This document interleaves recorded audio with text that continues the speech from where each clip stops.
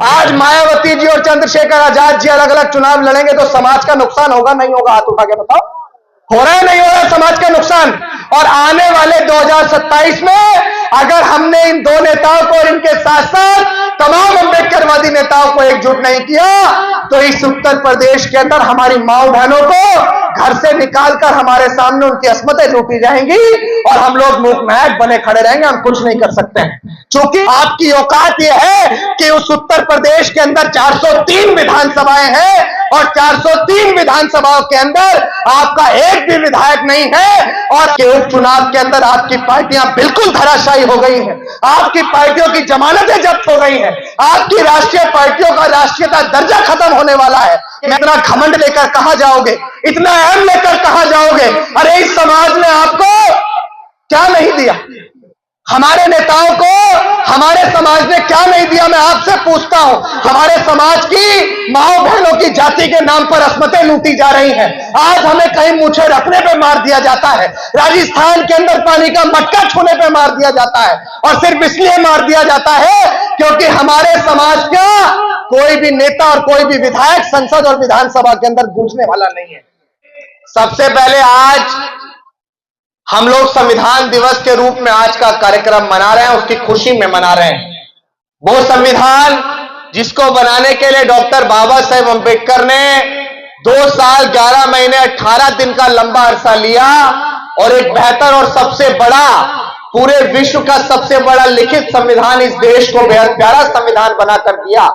लेकिन आज आप सबको संविधान दिवस की भी बहुत बहुत बधाई और हार्दिक मंगल कामनाएं। जब आज हम लोग संविधान दिवस मना रहे हैं तो हमें यह समझना चाहिए कि संविधान आखिर हमें किस बात की इजाजत देता है और किस बात की इजाजत नहीं देता है। मैं हमेशा यह देखता हूं कि मंच पे हम लोग हिंदुस्तान शब्द का बहुत इस्तेमाल करते हैं। अब मैं उन सब लोगों से, उन तम प्रिय बंधुओं से यह सवाल करता हूं कि कौन से आर्टिकल के अंदर भारत के संविधान के अंदर यह लिखा है कि हम भारत के संविधान को हिंदुस्तान कहें? भारत के संविधान के अंदर क्लियर ये लिखा है कि इंडिया दैट इज भारत और भारत दैट इज इंडिया। इसके अलावा दूसरा और कोई शब्द हमें इस संविधान ने नहीं दिया। तो हमें यह समझना चाहिए कि हम दूसरे और फर्जी शब्दों का इस्तेमाल ना करें जब हम संविधान के अनुयायी हैं। तो 100 बार तमन्ना से उतरे गहरे पानी में, कि 100 बार तमन्ना से उतरे गहरे पानी में, अपने इस समाज की प्यास को बुझा के रहेंगे और जो सर कभी झुके तो नहीं थे, दबाए गए थे, उन सरों को फिर से उठा के रहेंगे। और अंधेरों में रहकर उजाला भूल गए हैं जो, कि अंधेरों में रहकर उजाला भूल गए हैं जो, उन घरों में फिर से चिराग जलाकर रहेंगे, उन घरों में फिर से चिराग जलाकर रहेंगे। कि जिसने बहुजनों को जातियों में बांटा, हम उसके गुरूर को एक दिन जरूर तोड़ेंगे। कि जिसने बहुजनों को जातियों में बांटा, हम उसके गुरूर को एक दिन जरूर तोड़ेंगे। और दुश्मन सूरज सा तेज ही क्यों ना सही, एक दिन उसको डुबा के छोड़ेंगे। और बाबा साहेब का आंदोलन मनुवाद के खिलाफ था, कि बाबा साहेब का आंदोलन मनुवादी व्यवस्था के खिलाफ था, तो उस मनुवादी व्यवस्था को एक दिन मिट्टी में मिला के छोड़ेंगे। उस मनुवादी व्यवस्था को एक दिन मिट्टी में मिला के छोड़ेंगे। हमें बहुजन शायर के नाम से पूरे देश के अंदर जाना और पहचाना जाता है, क्योंकि समाज ने यह पहचान दी। लेकिन आपका भाई बहुजन शायर बना, वो समय कुछ और था, वो दौर कुछ और था। लेकिन आज इस देश के अंदर अगर समाज पर कोई शोषण करता है या हमारे समाज के ऊपर कोई गंदी निगाह उठाने का काम करता है, चाहे वो कोई कितना बड़ा भी तुर्रम खां हो, जो अपने आप को बहुत बड़ा गुंडा और बदमाश समझते हो, चाहे वो कोई विधायक हो, मिनिस्टर हो, चाहे वो सांसद हो, चाहे वो इस सूबे के मुख्यमंत्री हो, अगर हमारे समाज के ऊपर शोषण होता है तो आपका ये भाई उनकी आंखों में आंखें डाल के बात करने का काम करता है। आज हमारी पहचान इतनी है, आज हमारी पहचान, मैं कोई नेता नहीं हूं, मैं कोई अभिनेता नहीं हूं, मैं किसी पार्टी संगठन का हिस्सा भी नहीं हूं, लेकिन मैं डॉक्टर बाबा साहेब अम्बेडकर, फूले शाहू पेरियार और मान्यवर कांशीराम साहब के सामाजिक परिवर्तन के आंदोलन को आगे बढ़ाने वाली वो चिंगारी हूं, जिसने साल 2023 के अंदर डॉक्टर बाबा साहेब अम्बेडकर की जन्मस्थली मध्य प्रदेश के महू से एक संकल्प की शुरुआत की थी। और जिस संकल्प की शुरुआत इसलिए की थी कि जिस भारत के संविधान को डॉक्टर बाबा साहेब अम्बेडकर ने अपने 4-4 बच्चों की कुर्बानी देकर बनाया, जिस भारत के संविधान को बनाने में अम्बेडकर की पत्नी मां रमाबाई ने दूसरों के यहाँ झूठन मांजा, दूसरों के यहाँ चौका बर्तन किया और फटी हुई धोती में भी काम करती थी। और बाबा साहेब अम्बेडकर जब विदेश में पढ़ रहे थे तो उनको भी पैसे भेजने का काम करती थी। मेरी माताएं बहनें यहाँ बैठी हुई हैं, मैं आपसे सवाल करता हूं, अगर आपके बच्चे के पेट में दर्द भी हो जाता होगा तो आप इस एरिया के बेहतर से बेहतर हॉस्पिटल के अंदर ले जाने का काम करते होंगे। लेकिन मेरे साहब, मेरे डॉक्टर बाबा साहेब अम्बेडकर के बच्चे, 4 बच्चे डॉक्टर बाबा साहेब अम्बेडकर ने इस मिशन के लिए कुर्बान कर दिए। मैं आपसे पूछता हूं कि क्या उस मां का कलेजा नहीं दहला होगा? क्या उस मां की छाती नहीं दहली होगी जिसने अपने नन्हे बच्चे को, घुटनों पे चलते हुए बच्चे को बीमारी के कारण, कुपोषण के कारण खो दिया? और सिर्फ इसलिए खो दिया ताकि आपके बच्चों को, आने वाली पीढ़ियों को बेहतर सम्मान और बेहतर स्वाभिमान का जीवन मिल सके। अगर आज अभिषेक बेहतर कपड़े पहनकर चलता है, अगर आज अभिषेक लंबी लंबी गाड़ियों के काफिले में चलता है, तो अभिषेक नहीं चलता है, डॉक्टर बाबा साहेब अम्बेडकर के वो बच्चे चलते हैं जो उन्होंने इस समाज के लिए कुर्बान कर दिए, जो उन्होंने हमें मान सम्मान का जीवन देने के लिए कुर्बान कर दिए। और आज एक शायर अपने लफ्जों में कहता है कि लुटा दे तेरे खातिर जान तो भी गम नहीं होगा, लुटा दे तेरे खातिर जान तो भी गम नहीं होगा, तेरे जैसा कोई अब जख्म का मरहम नहीं होगा। पढ़ा तुझको तो एक शायर के दिल की धड़कने बोली, कई सदियों तलक अब दूसरा अम्बेडकर नहीं होगा, कई सदियों तलक अब कांशी राम सा नहीं होगा। जिस संविधान को आज हम लोग सर्वोपरि ग्रंथ मानते हैं, जिस संविधान को बचाने की लड़ाई हमारे तमाम नेता करते हैं, इस मंच पे बहुत सारे बुद्धिजीवी लोग बैठे हुए हैं। मैं ज्यादा किसी की बढ़ाई करने तो नहीं आया हूं, लेकिन हाँ, जितने भी लोग आज इस वर्तमान समय में इस मिशन, इस मुहिम, इस आंदोलन को आगे बढ़ाने का काम कर रहे हैं, अंकित प्रताप कोरी और उनके तमाम साथियों, उनकी तमाम टीम के लोग, आज हम सब लोग वो हैं, हाथ उठा के बता, आज हम सब लोग वो हैं जो खुद जलकर, हम लोग वो मशाल है जो खुद जलकर अपने इस समाज को रोशन करने का ख्वाब देख रहे हैं। हम वो मशाल है जो खुद जलकर अपने इस समाज को रोशन करने का काम कर रहे हैं। हमें अपना बेहतर भविष्य की चिंता नहीं। अगर चाहे तो मैं लॉ का स्टूडेंट हूं, बहुत अच्छी पढ़ाई कर सकता हूं, लेकिन हमने 28 महीने के लिए संकल्पित है। हमने संकल्प लिया है कि 28 महीने तक अपने घर वापस नहीं लौटेंगे। मैं कोई नेता नहीं हूं, बहुत देर से मैं यहां बैठा था तो शायद सब लोगों को लग रहा होगा कि कोई नेता आया है, क्योंकि आज हमारी माताओं बहनों को घरों में रहती हैं, फोन से दूर है, तो कोई कलब वाली शर्ट पहन के आता है तो लगता है कि नेताजी आ गए, कोई तो नेता है, किसी पार्टी से जुड़े हुए नेता आ गए। लेकिन आपका बच्चा कोई नेता नहीं, मैं आपके बीच का आपका वो बच्चा हूं। बाबा साहेब अम्बेडकर ने 4 बच्चे कुर्बान किए। बाबा साहेब अम्बेडकर ने बामुश्किल हमें वोट का अधिकार दिया, और वो वोट का अधिकार देते हुए उन्होंने ये कहा कि मैं इस देश में एक ऐसी व्यवस्था लागू कर रहा हूं कि अब रानी के पेट से राजा पैदा नहीं होगा, अब अगर राजा पैदा होगा तो बैलेट और वोट की ताकत से पैदा होगा। बाबा साहेब अम्बेडकर ने उस ताकत को देने के लिए मैं आपको क्या बताऊं, क्या क्या यातनाएं उन्होंने नहीं झेली, और उस वोट की वैल्यू समझाने के लिए आज इस मंच पर मैं बड़ा दुखी हूं कि मान्यवर कांशीराम साहब का नाम एक भी शख्स ने नहीं लिया। अरे अगर इस उत्तर भारत के अंदर डॉक्टर बाबा साहेब अम्बेडकर को जीवित करने वाले शख्स का नाम है तो वो नाम है मान्यवर कांशीराम साहब। अगर मान्यवर कांशीराम साहब जैसे पुरोधा इस समाज के अंदर पैदा नहीं होते, कश्मीर से लेकर कन्याकुमारी तक साइकिल यात्रा नहीं करते, वो जातियों में बिखरे हुए समाज को एकजुट नहीं करते, ये वो दलित समुदाय है, ये वो पिछड़ा वर्ग है जो कभी राजनीति के राह को भी नहीं जानता था, और मान्यवर कांशीराम साहब ने जिस समाज के लोगों को कभी खाट पर बैठने का अधिकार नहीं था, जिस समाज की महिला को पशुओं से नीच माना जाता था, मान्यवर कांशीराम साहब ने अपनी मेहनत, अपने संघर्ष से इसी उत्तर प्रदेश के अंदर उस महिला को 4-4 बार मुख्यमंत्री बनाकर बैठाया। अगर मान्यवर कांशीराम साहब नहीं होते तो हम कभी वोट की और राजनीति की ताकत को नहीं समझ सकते थे। इसलिए मैं मान्यवर कांशीराम साहब के लिए भी 2 लाइन आप सबके बीच गुनगुनाने का काम करूंगा और मैं निवेदन करूंगा कि मैं आपको कोई एंटरटेन करने के लिए नहीं आया हूं। मेरे नौजवान साथी यहां खड़े हुए हैं। आज के हालात इतने खराब हैं कि अगर आप चंद सालों के अंदर नहीं जागे तो आने वाले कल में फिर से गले में हांडी और पीछे झाड़ू होगी।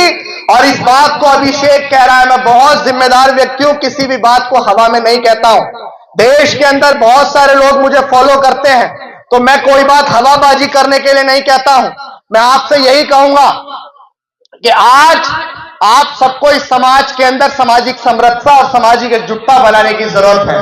आज आप सबको किसी एक पार्टी, किसी एक संगठन के कट्टरपंथी छोड़ने की जरूरत है। ये सामाजिक प्रोग्राम है और मैं भी सामाजिक आदमी हूं, लेकिन जिस समाज की कोई राजनीतिक हैसियत नहीं होती है, उस समाज की कोई औकात भी नहीं होती है। इस बात को याद रखना।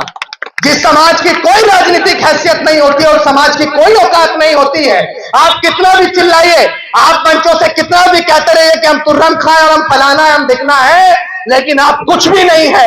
आपकी औकात यह है कि उस उत्तर प्रदेश के अंदर 403 विधानसभाएं हैं और 403 विधानसभाओं के अंदर आपका एक भी विधायक नहीं है। और अभी कल परसों चुनाव का रिजल्ट आया है, पूरे उत्तर प्रदेश के अंदर शेड्यूल कास्ट के अंदर अगर मैं चमार जाति की बात करूं, मैं जाटव जाति की बात करूं, तो वो 15% है। और इसके साथ अगर टोटल शेड्यूल कास्ट मिला दिया जाए तो हम इस उत्तर प्रदेश के अंदर सबसे बड़ी आबादी रखते हैं। लेकिन आपको ये बड़ा शर्माने का विषय है कि उपचुनाव के अंदर आपकी पार्टियां बिल्कुल धराशायी हो गई हैं। आपकी पार्टियों की जमानतें जब्त हो गई हैं। आपकी राष्ट्रीय पार्टियों का राष्ट्रीयता दर्जा खत्म होने वाला है। मैं अपने नेताओं से आपके माध्यम से पूछना चाहता हूं कि इतना घमंड लेकर कहां जाओगे, इतना अहम लेकर कहां जाओगे? अरे इस समाज ने आपको क्या नहीं दिया? हमारे नेताओं को हमारे समाज ने क्या नहीं दिया, मैं आपसे पूछता हूं। लेकिन आज हमारे समाज की माओ बहनों की जाति के नाम पर अस्मतें लूटी जा रही हैं। आज हमें कहीं मूछें रखने पे मार दिया जाता है, राजस्थान के अंदर पानी का मटका छूने पे मार दिया जाता है, और सिर्फ इसलिए मार दिया जाता है क्योंकि हमारे समाज का कोई भी नेता और कोई भी विधायक संसद और विधानसभा के अंदर गूंजने वाला नहीं है। और हम लोग 28 महीने के लिए अपने घर से बाहर हैं। बड़े ध्यान से सुनने का और समझने का प्रयास कीजिएगा। अभिषेक ने एक संकल्प लिया है और उस संकल्प का नाम है बहुजन जागो मार्च, जिसको 23 जुलाई को हमने डॉक्टर बाबा साहेब अंबेडकर की जन्मस्थली मध्य प्रदेश के महू से शुरू किया था। और उसका उद्देश्य था कि बहुजन नेताओं साथ में आओ। आप मुझे बताओ कि क्या बिना एकजुटता के हम कोई भी मुकाम हासिल कर सकते हैं? बताओ मुझे। आज मायावती जी और चंद्रशेखर आजाद जी अलग अलग चुनाव लड़ेंगे तो समाज का नुकसान होगा नहीं होगा? हाथ उठा के बताओ। हो रहा है नहीं हो रहा है समाज का नुकसान? और आने वाले 2027 में अगर हमने इन 2 नेताओं को और इनके साथ साथ तमाम अंबेडकरवादी नेताओं को एकजुट नहीं किया तो इस उत्तर प्रदेश के अंदर हमारी माओ बहनों को घर से निकालकर हमारे सामने उनकी अस्मतें लूटी जाएंगी और हम लोग मूकनायक बने खड़े रहेंगे। हम कुछ नहीं कर सकते हैं क्योंकि हमारी कोई राजनीतिक हैसियत नहीं। इसीलिए हमने एक पैदल मार्च की शुरुआत की, जो पैदल मार्च महू से शुरू हुआ। महू, इंदौर, देवास, सीहोर, सोनकच्छ, भोपाल, विदिशा, खुरई, ललितपुर, झांसी, डबरा, दतिया, ग्वालियर, मुरैना, धौलपुर, आगरा, हाथरस, अलीगढ़, औरैया, फिरोजाबाद, बुलंदशहर, हापुड़, मेरठ, गाजियाबाद। फिर दूसरा पड़ाव हमने डॉक्टर बाबा साहेब अंबेडकर का समाधि स्थल चैत्य भूमि दादर मुंबई से शुरू किया। फिर मुंबई से पुणे, नासिक, अहमदनगर, धुले, जलगांव, बुल्ढाना, अकोला, अमरावती, यवतमाल और वार्धा, नागपुर जहां डॉक्टर बाबा साहेब अंबेडकर ने 14 अक्टूबर 1956 को एक ऐसे धर्म को अपनाया था जिस धर्म को अपनाने के बाद विश्व के सबसे बड़े लड़ाका सम्राट अशोक ने तलवार छोड़ दी थी। और अभिषेक ने भी 12 अक्टूबर को तथागत बुद्ध के धर्म को अपनाने का काम किया था, क्योंकि बाबा साहेब अंबेडकर ने कहा है, बाबा साहेब अंबेडकर ने कहा है कि शिक्षित बनो, संगठित रहो और संघर्ष करो। लेकिन बाबा साहेब अंबेडकर ने यह भी कहा था कि हमारा अंतिम लक्ष्य है, मेरा सपना है कि हमारा भारत बौद्ध में भारत बने। मैं अपने नेताओं से भी सवाल करता हूं कि कितने नेता, मैं आपसे पूछता हूं कि हमारे कितने नेता इस भारत को बौद्ध में बनाने की ओर अग्रसर है। अगर आपसे सवाल करूं तो आपको कोई नजर नहीं आएगा। और जबकि तथागत बुद्ध को मानने वाले लोग सिर्फ इस देश के अंदर नहीं, पूरे विश्व के अंदर रहते हैं। आज इतना अच्छा कार्यक्रम आप लोगों ने किया, इतने अच्छे से सुनने का काम आप लोग कर रहे हैं। लगातार सड़क पे रहने के बाद भी, लगातार बोलने की वजह से गला बहुत जल्दी बैठ जाता है। मैं कोई जो अभी साथी कलाकार यहां थे, बहुत अच्छा गाने और रागनियों के माध्यम से समाज को समझाने का काम कर रहे हैं, तो मैं इन प्रिय बंधुओं का भी बहुत बहुत धन्यवाद करूंगा। क्योंकि कांशीराम साहब कहते थे कि भाषणों से समाज जल्दी जागेगा या नहीं जागेगा, समझेगा नहीं समझेगा, लेकिन गाने और शायरियों के माध्यम से हमारा समाज बहुत जल्दी सीख जाएगा, बहुत जल्दी समझ जाएगा। तो इन कलाकारों के लिए भी तालियां बजाकर इनका उत्साह वर्धन करें, क्योंकि ये कलाकार भी हमारे समाज को जगाने का काम करते हैं। मैं मान्यवर कांशीराम साहब के लिए चंद लाइन आप सबके सामने पढ़ने का काम करूंगा कि सोचने से नहीं मिलते हैं तमन्नाओं के शहर, कि सोचने से नहीं मिलते हैं तमन्नाओं के शहर, चलना भी पड़ता है साथियों मंजिल को पाने के लिए, चलना भी पड़ता है मंजिल को पाने के लिए। बड़े ध्यान से सुनना। देखो मेरी माँ और बहनों, अभी शायद आपको नींद जरूर आ रही होगी, लेकिन मेरी मां को नींद नहीं आती। और मेरी मां को इसलिए नींद नहीं आती है क्योंकि उन्होंने अपने बच्चे को बहुत कम उम्र में समाज के लिए समर्पित कर दिया। और जब धमकियां आती हैं तो वो हर सुबह उठकर फोन करके पूछती है कि तू ठीक है या नहीं है, क्योंकि इस समाज के ऊपर और आपके लिए काम करते करते हमने इतने दुश्मन बना लिए हैं कि हमें नहीं पता कि हमारा कौन सा दिन आखिरी दिन होगा। और सिर्फ इसलिए समाज के अंदर है कि आने वाली नौजवान पीढ़ियों को, आने वाले भविष्यों को एक बेहतर मुकाम देने के बाद उनको भी एक बेहतर मुकाम दे दिया जाए, ताकि वो शिक्षा से वंचित ना रहे। मैं मान्यवर कांशीराम साहब के लिए चंद लाइन गुनगुनाने का काम करूंगा। आवाज बैठ चुकी है, लेकिन फिर भी थोड़ा थोड़ा मध्यम आवाज में। मैंने ही घूम घूम के ये कौम जगाई, मैंने ही बाम से DS4 बनाई, मैंने ही घूम घूम के ये कौम जगाई, मैंने ही बाम से DS4 बढ़ाई। और मैं यहां के तमाम लोगों से भी माफी चाहूंगा कि मेरा गला लगातार कार्यक्रमों में रहने की वजह से साथ नहीं दे रहा है। चूंकि वक्त बे वक्त खाना भी मिलता है, वक्त बे वक्त खाना मिलता है, फिर पानी भी बदलता रहता है, जिसकी वजह से गला बिल्कुल ठीक नहीं।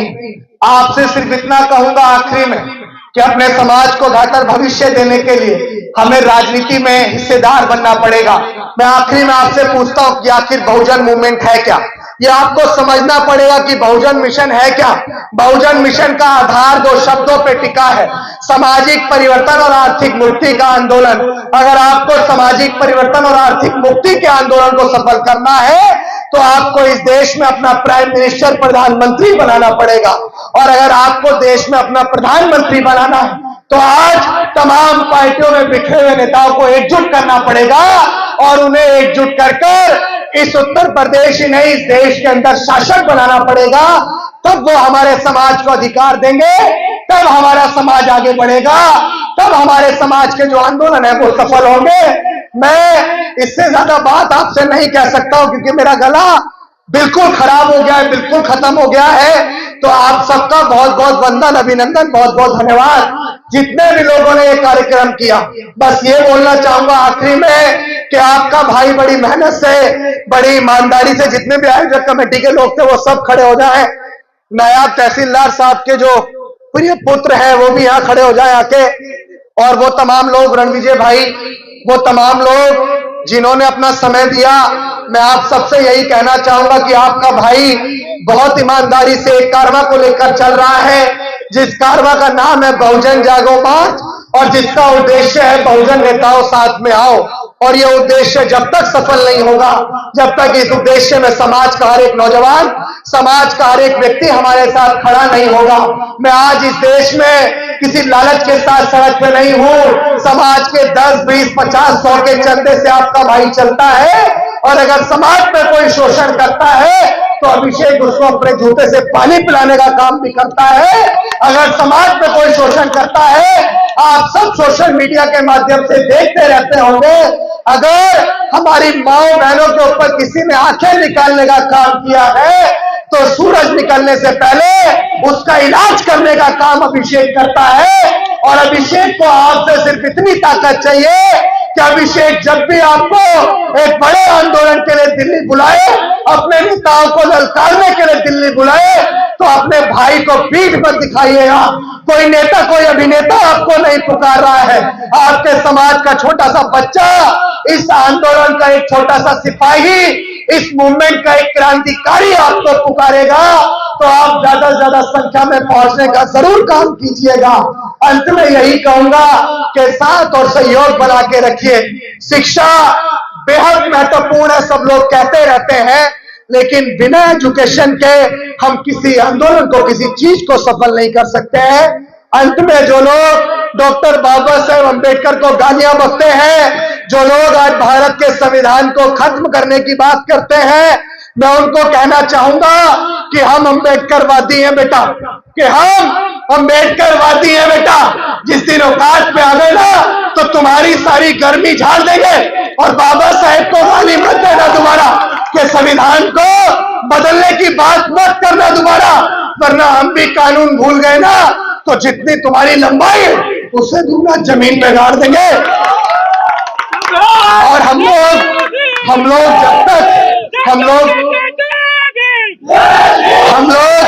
जब तक संवैधानिक दायरे में है, जब तक हम लोग तथागत बुद्ध की बात करते हैं, लेकिन जब ये नजर आएगा कि दूसरे लोग संविधान को तार-तार कर रहे हैं, तो इशारों में एक बात कहूंगा कि कभी हमारे हाथ में तलवार भी थी तो सम्राट अशोक बनने पे मजबूर मत करना। बहुत बहुत धन्यवाद। जय भीम, जय भारत, जय संविधान। यहाँ की तमाम आयोजक कमेटी को, अंकित और तमाम लोगों से कहना चाहूंगा कि अपनी हिम्मत, अपने हौसले को किसी भी कीमत पे टूटने मत देना। आपका ये भाई आपके पीछे ढाल की तरह खड़ा है।